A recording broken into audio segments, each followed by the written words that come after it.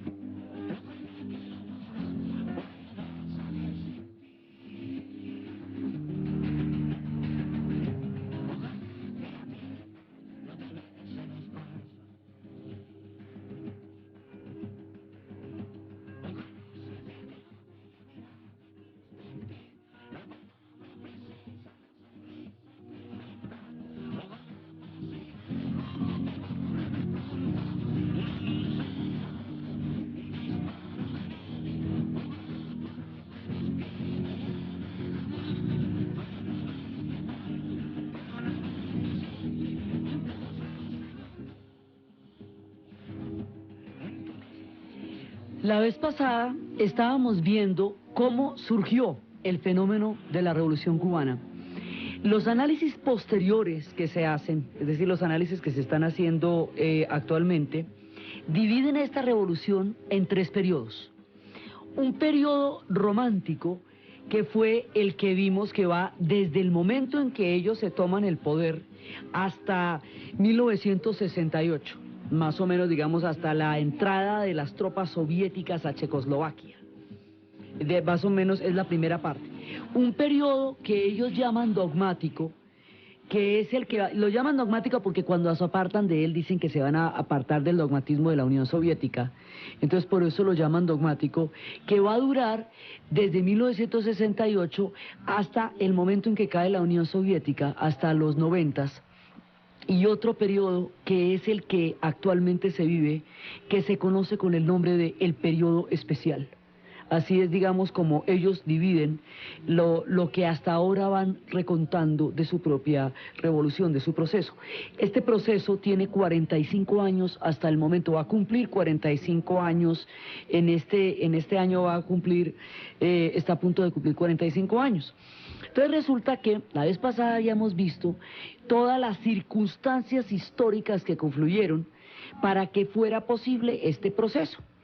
Y habíamos visto cómo le metieron toda la mecha a la zafra y se metieron con alma, vida y sombrero literalmente a sacar esa zafra adelante, con el voluntarismo, con la idea de que el esfuerzo y la unión de todos haría posible crear los topes de producción necesarios para que tuviera una relativa autonomía a nivel económico en la isla.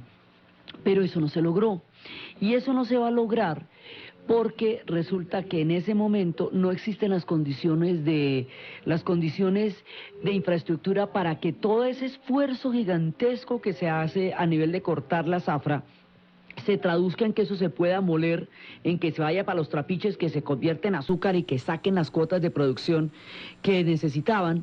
Entonces, al no verse suficientemente recompensado este esfuerzo con el resultado que esperaban, poco a poco van a quedar cada vez más y más comprometidos con la economía de la Unión Soviética. Cada vez más, porque la bipolaridad de la Guerra Fría hace que si usted se independiza del uno, se mete en brazos del otro, cualquiera de los dos que sea. Entonces el proceso de autonomía frente a los Estados Unidos los va a llevar a los brazos de la Unión Soviética y un intento por tratar de no ser tan, digamos, de tener cierta autonomía, en ese momento no se puede lograr. Entonces su destino queda ligado al destino de la Unión Soviética. ¿Eso qué significa? Significa que lo que la Unión Soviética diga, Cuba lo va a tener que hacer, y que el modelo va a ser un modelo, digamos, copiado de la Unión Soviética, es decir, y particularmente de la experiencia búlgara, que es una de las experiencias más curiosas de todas las muchas experiencias del socialismo. Entonces el socialismo como bloque Algunos lo llaman el socialismo real, porque fue el único el que ha existido hasta el momento, se convierte en una, digamos, como en un engranaje que va armando la Unión Soviética y se va metiendo con toda la Europa oriental. Entonces se va metiendo con Polonia, con Hungría, con Checoslovaquia, con Bulgaria, con Rumania, todo lo que era la Europa Oriental, que fue lo que quedó bajo la órbita soviética en las conferencias de Yalta y Potsdam, y remachado, totalmente remachado en 1948, cuando la Unión Soviética cambió muchos de los gobiernos que en ese momento había en esos países por gobiernos prosoviéticos de partido único, de regímenes comunistas, de experimentos de socialismo creados desde arriba, socialismo de Estado, porque eran impuestos por la Unión Soviética. El único que no fue un socialismo de Estado fue el de Yugoslavia, que vino desde abajo, pero se independizó de ella, que fue el caso de Tito, un caso totalmente atípico.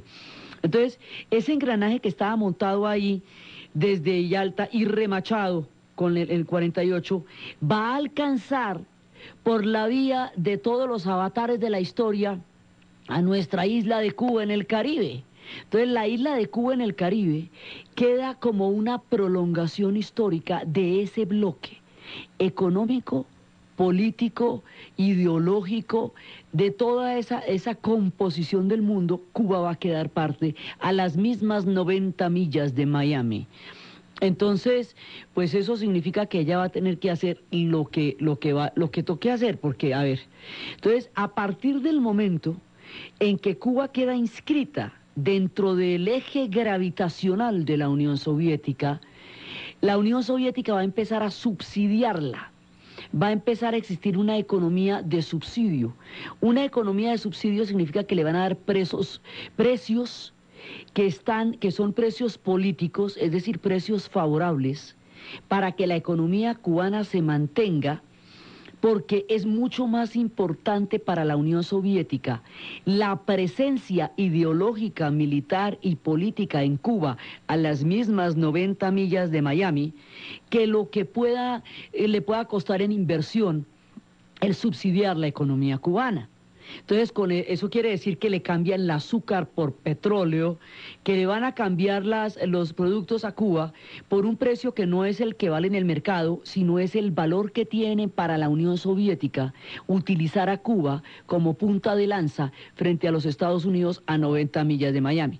Después de la crisis de los misiles, Cuba se convirtió en un punto álgido de la Guerra Fría, y como Berlín, como Corea del Norte, como Taiwán, es decir, esos punticos donde la Guerra Fría puede estallar y donde es mejor no meterse. Con el tratado Khrushchev-Kennedy, pues quedamos en que no la van a invadir, porque esas fueron las condiciones para retirar los misiles. Mientras retiraban los misiles y todo eso, sí se vendieron fortunas en refugios antinucleares en Estados Unidos, porque un negocio buenísimo es el miedo y la inseguridad. Entonces, con eso se hacían cualquier cantidad de refugios antinucleares recubiertos de plomo, con el cuento de la crisis de los misiles. Pero finalmente las crisis de los misiles deja a Cuba convertida en un punto candente de la Guerra Fría, candente, y la mete muy profundamente dentro de la órbita soviética, porque fíjese que cuando retiraron los misiles de ahí, pues ni siquiera le consultaron a Fidel Castro, se lo retiraron lo mismo que se los pusieron. Entonces ya quedó claro. Entonces la presencia soviética en la historia de Cuba, pues va a ser total y definitiva, tanto que el día que se caiga la Unión Soviética, a Cuba se la va a llevar el que la trajo, y eso es lo que se llama el periodo especial, porque si dependía completamente de la otra economía y se cae la nave madre, pues las navecitas nodrizas se caen con ella. Entonces, pero Cuba, con estos subsidios, con la economía subsidiada, con la cantidad de ayuda, Cuba está totalmente bloqueada por parte de los Estados Unidos, y es decir, por parte de América Latina a través de la influencia de los Estados Unidos en la OEA, Cuba queda completamente bloqueada. Entonces, el contrapeso del bloqueo es la gigantesca ayuda soviética que está viniendo por el otro lado, y que es lo que la hace, digamos, un centro de la Guerra Fría, un eje de la Guerra Fría en toda la época en que la Guerra Fría duró. Entonces, ¿qué es lo que hace Cuba con los subsidios? Digamos, Cuba con los subsidios va a lograr una de las cosas que en el continente no se había logrado jamás y que todavía está por resolverse en la mayoría de las sociedades, la cobertura de la mayoría de su población, o sea, casi la totalidad de la población, de educación y salud y deporte. Entonces, a partir de ese momento, realmente los cubanos empiezan a leer, a escribir, a tener un muy buen nivel de educación, a tener un muy buen nivel de salud, una salud estatal, gratuita y un desarrollo de la medicina que aún aguanta con todo y las dificultades que han venido atravesando en todo lo que se llama el periodo especial. Se construyó un sólido sistema de salud, ejemplo para el continente, y un sistema de educación muy cimentado que les dio al pueblo el convertirlos en un pueblo letrado, en un pueblo instruido, altamente capacitado, y un sistema deportivo que los convirtió en los que ganaban todas las medallas de oro y todas las medallas de plata en todas en las contiendas regionales, en los Panamericanos. Entonces empiezan las figuras como Santorena, como Aurelia Pentón, como todos los grandes atletas cubanos, boxeadores cubanos, y se vuelven imbatibles porque meten toda la ficha al mérito deportivo y se vuelven unos atletas absolutamente poderosos, y en todo ese tiempo el fantasma del hambre queda conjurado durante mucho tiempo en este periodo de su historia. Y es cuando las cartillas, la comida se reparte por la cartilla de racionamiento. Es decir, por cartilla de racionamiento a usted le dan un mercado mensual. Ese mercado en aquella época pues tenía arroz, tenía aceite, tenía carne, tenía todo, y tabaco y ron, que para ellos es parte de la canasta familiar. Entonces, hubo un momento en que la vida era austera, el nivel de consumo era bajito, digamos, era una vida modesta, sencilla, sin ningún tipo de lujos, sin artículos de consumo, sin mayores artículos de consumo, pero la misma para todo el mundo. Entonces todo el mundo comía, todo el mundo se educaba, todo el mundo hacía deporte y todo el mundo seguía, bueno, eso sí seguía bailando porque eso siempre ha pasado. Entonces digamos, el lograr las necesidades básicas de una población que ha carecido durante tanto tiempo de ella, es lo que le va a dar todo el brillo y el orgullo a la revolución, por un lado, y por el otro lado, la integración de lo que va a ser una población que estaba completamente segregada, porque los conflictos entre los negros, los mulatos, los blancos, los jabaos, van a ser grandísimos en toda la historia de Cuba. Acuérdense que en la misma independencia no se han puesto de acuerdo para la foto. Los blancos no sabían si realmente se querían independizar de España o si querían y que hacen una nación con los negros y los mulatos o no, y el ejército era mulato, ¿se acuerdan? Esa segregación que se mantiene en las demás islas del Caribe y que hace que en muchas islas del Caribe la población negra, autóctona y original hasta ahora, sea la más marginada y la más excluida de las mismas posibilidades de empleo de la isla. Esas condiciones se lograron superar en Cuba, y el discurso del socialismo dio una integración bastante homogénea, digamos, bastante posible a una sociedad que no había logrado resolver esos conflictos. Y acuerden que el vedado era vedado para todo el mundo, o sea, era solamente las casas de los ricos. Entonces, esos son los logros, digamos, en ese contexto, y eso es lo que le va a dar como el brillo, el triunfo, la sensación de triunfo a la revolución. Se redistribuyen todas las casas del vedado, todas las casas del vedado se van a redistribuir, y La Habana la van a dejar intacta. La Habana queda intacta porque además La Habana se consideraba como La Habana de la pachanga, como La Habana de los 50. Lo único, esa queda detenida en el tiempo. Y el hecho de que quede detenida en el tiempo es lo que da la sensación hoy día de llegar a un viaje del pasado, porque ella quedó detenida en el tiempo. Hay muchos de sus hitos de la época de la pachanga van a ser vergonzantes, otros no. Por ejemplo, la presencia de Ernest Hemingway, la bodeguita del medio, cuando él decía que era Floridita, que era el daiquiri en Floridita y que era el mojito en la bodeguita. Eso, digamos, todo eso va a mantener la mitología de la ciudad, de todos los personajes que han ido. La literatura también se va a ocupar de ella, no solo desde adentro, sino desde afuera. Graham Greene escribirá Nuestro hombre en La Habana, y se va creando una cultura alrededor de todo esto. Entonces, esta es como, digamos, la parte de mostrar, porque emplean todos los subsidios en construir una sociedad en donde exista más o menos lo mismo para todos.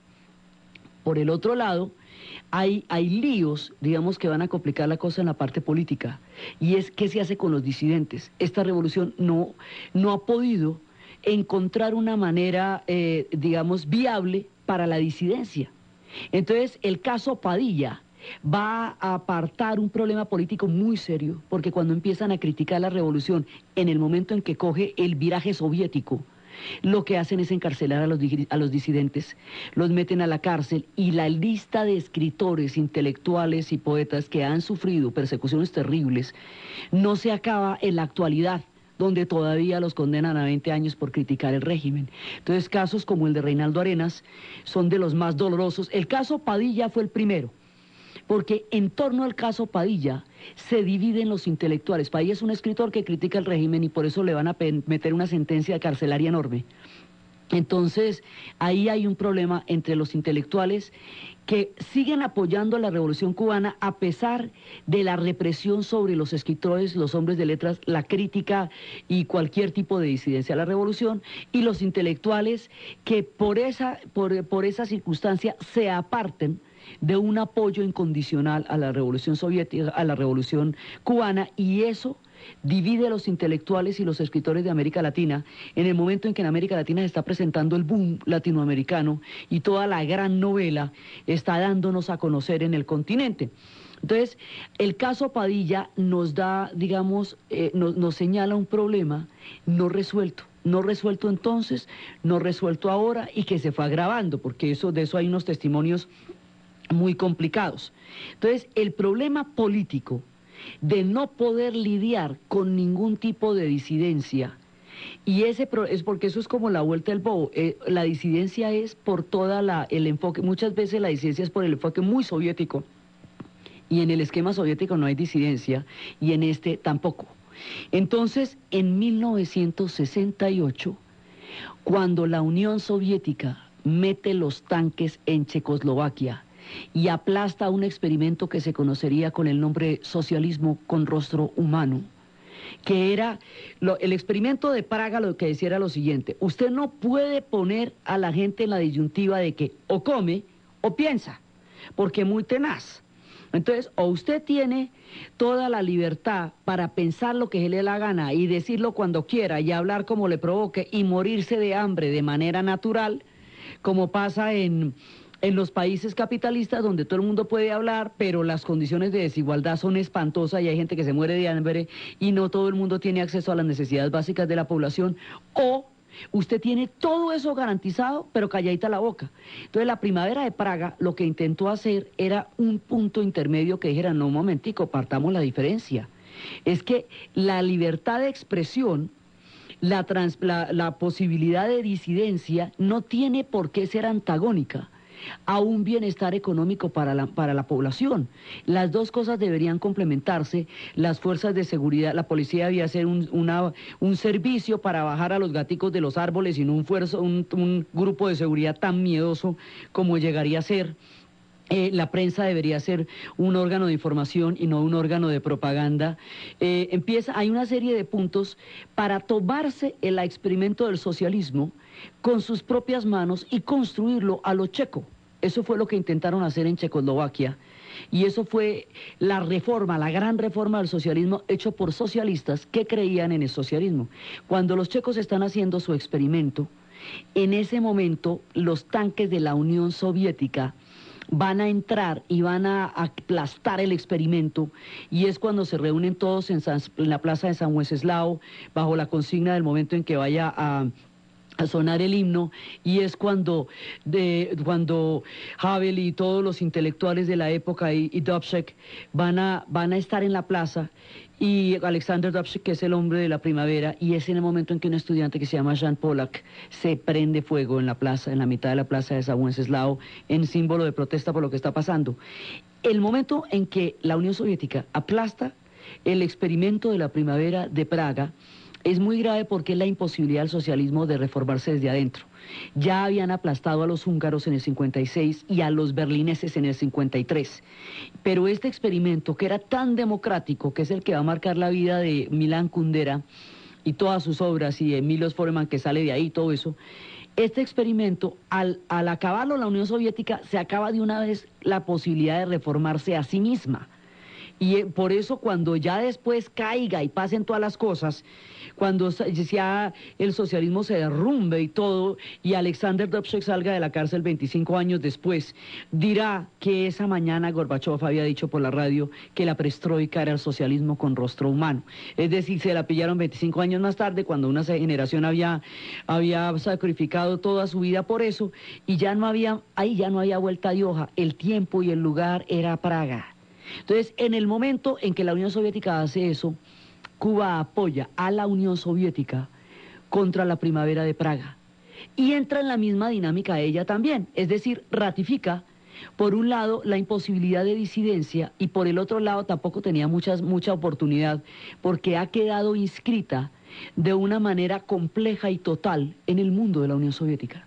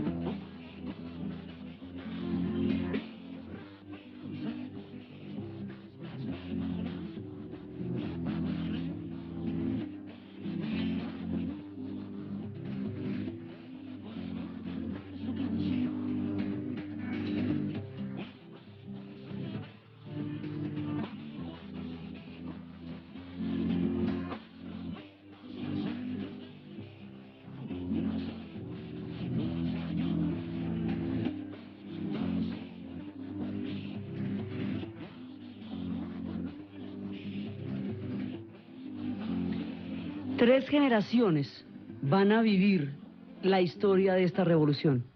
Una generación que fue la que la hizo. Esa generación tiene en este momento entre 60 y 70 y 80 años. Porque además ellos eran pollos cuando llegaron en ese momento a la toma del poder. Otra generación que es la que tiene alrededor entre 50 y 65 años, a esa generación es a la que pertenece Silvio Rodríguez, y durante este siguiente periodo de lo que va a ser la revolución, el que se conoce como el periodo dogmático, su música será tan característica como siempre, el mundo la va a conocer por todas partes, pero ya va a ser mucho más conceptual, mucho más poética, mucho más romántica en muchos sentidos. Digamos, la parte que es explícita digamos, de crónica de revolución, que es la primera parte de su música, ahora se va a volver una música un poco más conceptual. Se habla de muchas otras cosas, se habla de las relaciones, se habla del amor, se habla de los sueños, se habla de muchas otras cosas, y eso va a hacer también que sí, tenga tanta influencia en el continente, porque tomó muchísimos rumbos su música. Entonces, con las circunstancias de la Guerra Fría y con las circunstancias de lo que va pasando adentro, continúa el rumbo de este proceso histórico, y eso es lo que vamos a ver después de la pausa.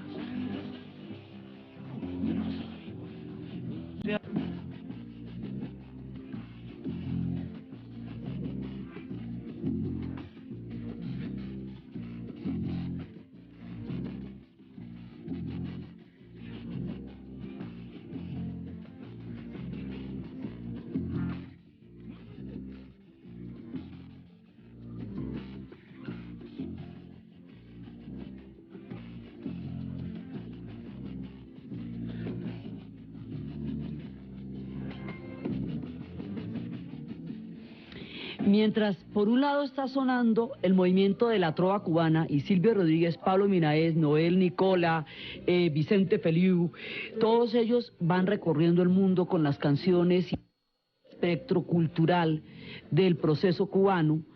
También como respuesta a lo que está pasando en el fenómeno de la salsa de Miami y de Nueva York, como respuesta a Celia Cruz y como respuesta a todo el movimiento de son cubano que se está dando por fuera, se va a dar un movimiento que se llama El Son No Se Fue de Cuba.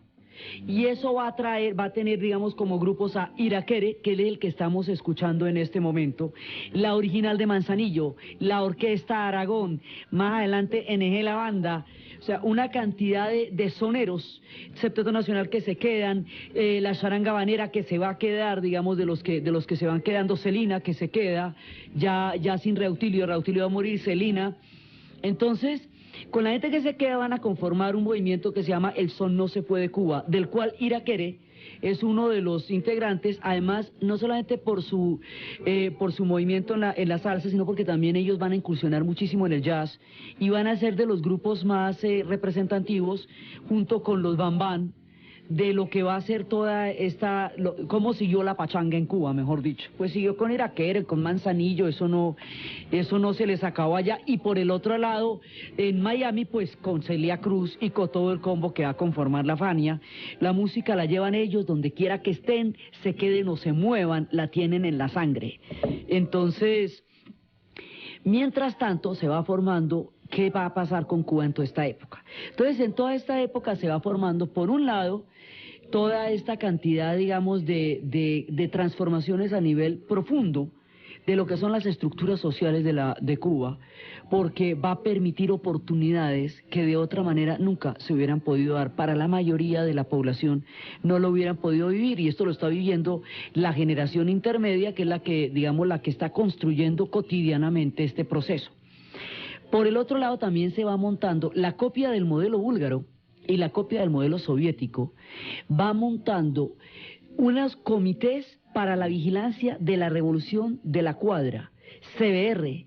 Ese CBR es el que está instalado en cada uno de los edificios, de cada una de las cuadras de Cuba, y eso va a hacer que el nivel de control social sea enorme, enorme, de la misma manera que en la Alemania Oriental existía la Stasi y aquellos que de una u otra forma estaban vinculados a la Stasi por la vía de información, de la misma manera que en la Unión Soviética va a existir una nomenclatura que es la encargada, unos comisarios del pueblo que son los encargados de andar vigilando quién hace y quién no hace, quién dice y quién no dice.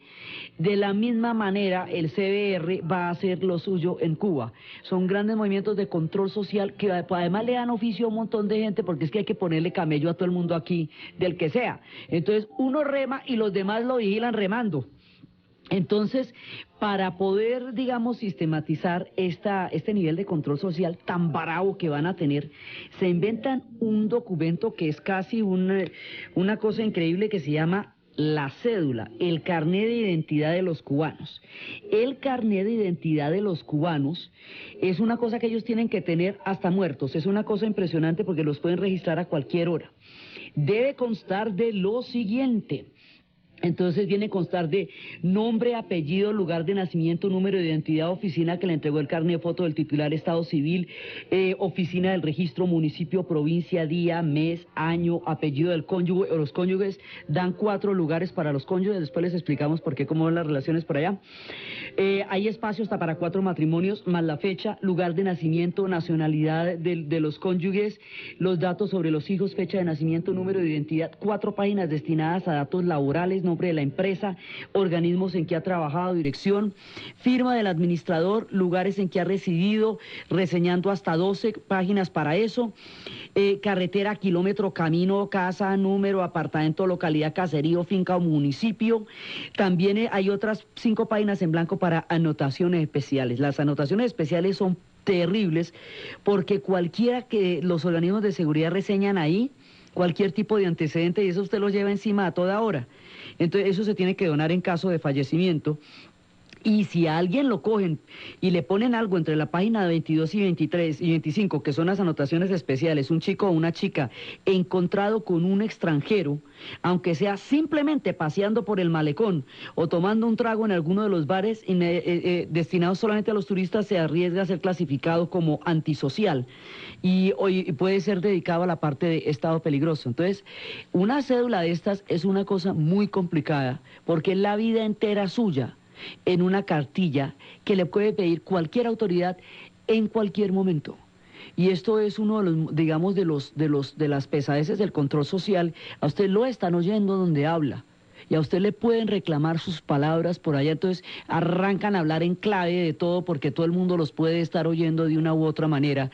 Y esa fue otra, digamos, de las características que se dio en esa estructura del llamado socialismo real, y que es precisamente una de las cosas por las cuales se va a dar la perestroika, por estos controles tan bravos que había, que también llegaron a Cuba, a lo cubano.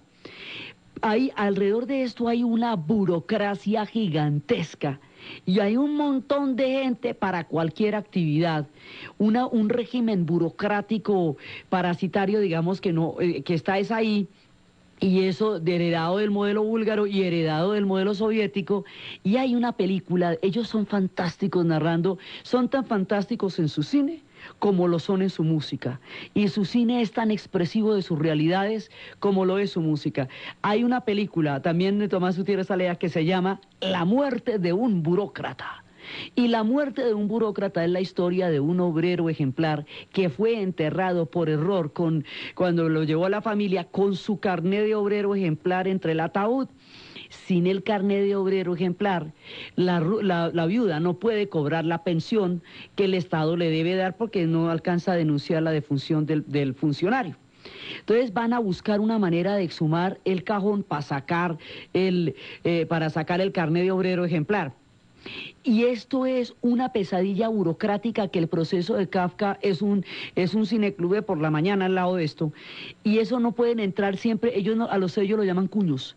Cada vez que hacen la cola y van a llegar, ya se va a almorzar el empleado. Bueno, una cosa tenaz. Y en un momento dado, desesperado, el hijo de la viuda se monta en el edificio, viola las cerraduras de noche, se mete por las ventanas, trepado por el reloj, abre un cajón, lo fuerza, lo rompe y saca un sello y lo pone en el certificado y el sello dice, pregúntele a Gutiérrez. Entonces, imagínense el grado de burocracia. La cosa es que terminan exhumando el cadáver sin el sello, porque nunca logran el cuño que llaman ellos el sello.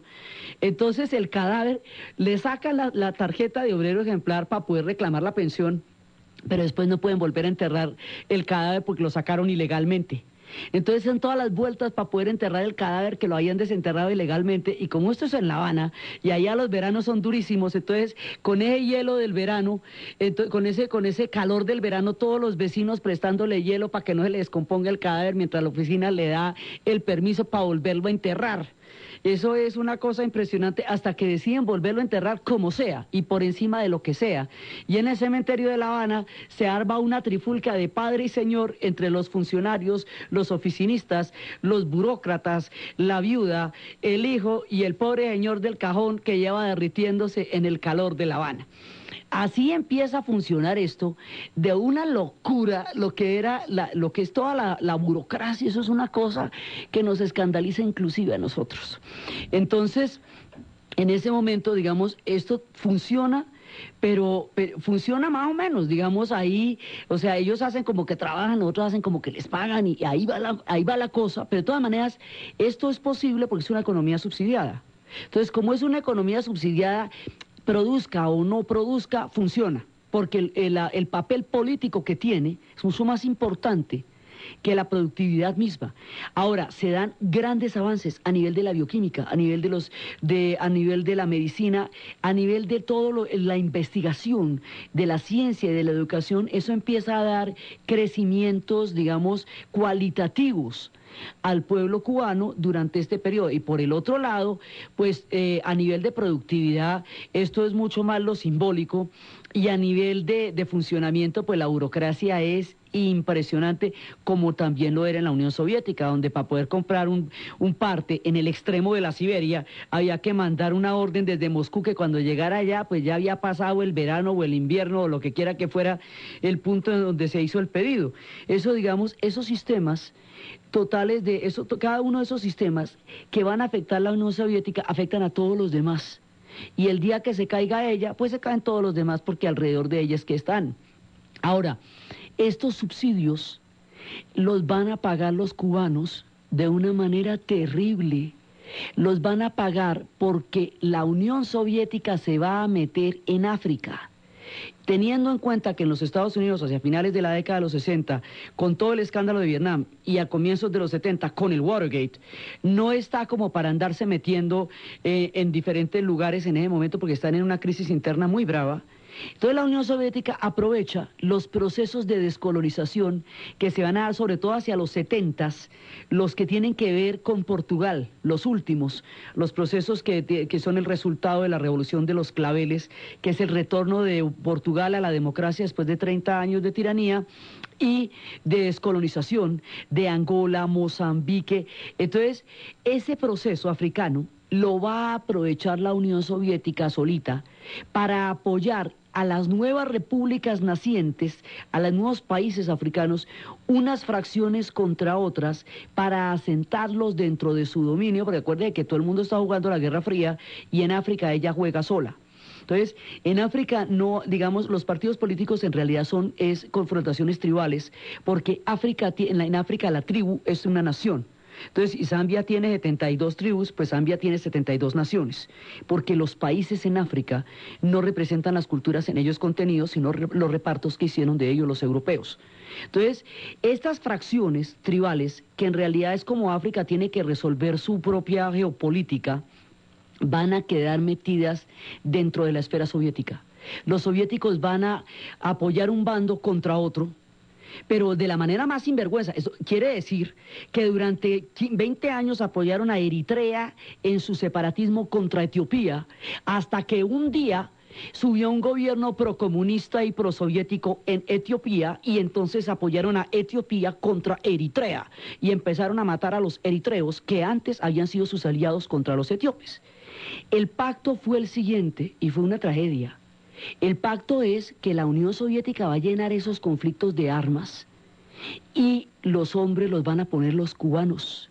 Entonces los cubanos van a ir a pelear al África, a Angola, a Mozambique, Etiopía, Somalia, Guinea-Bissau, Guinea Ecuatorial, San Tomé o Príncipe. Van a ir a todos estos lugares y van a generar van a morir, van a derramar tanto su sangre como la sangre africana, y van a llenar conflictos tribales que se resolvían con lanzas milenariamente de jóvenes guerreros que probaban su valor a punta de lanzas y de flechas, y que así se habían convertido en grandes guerreros. Esto lo van a llenar de armas automáticas.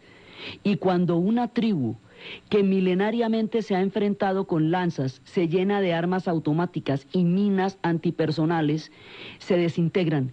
Y una parte de la miseria y del horror y de la desintegración y de las hambrunas que hoy vive África, aparte de los 300 años de esclavitud, de los 200 de colonialismo europeo, aparte de esa siniestra ensañarse contra estos pueblos, también va a ser por la intervención soviética, con la carne de cañón de los cubanos, unos y otros, cubanos y africanos, quedan despedazados en lo que se llamó el internacionalismo solidario, pero que en realidad era la cuota de la Guerra Fría para la Unión Soviética en África. Entonces, esto es digamos, así pagan ellos, así les toca pagar a ellos, una cosa que fue también la posibilidad de darle una salida de oportunidades a un montón de gente que de otra manera no lo hubiera podido tener.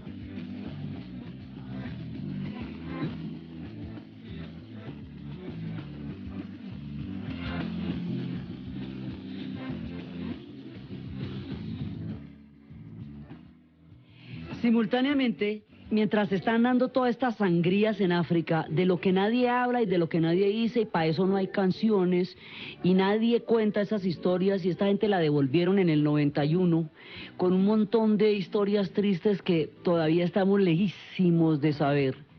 Simultáneamente, también en los 80 van a darle a La Habana una cantidad de plata para remodelación y empiezan a echarle pinturita a La Habana, que no se le había pasado un trapito desde el día de la revolución, intacta estaba ella.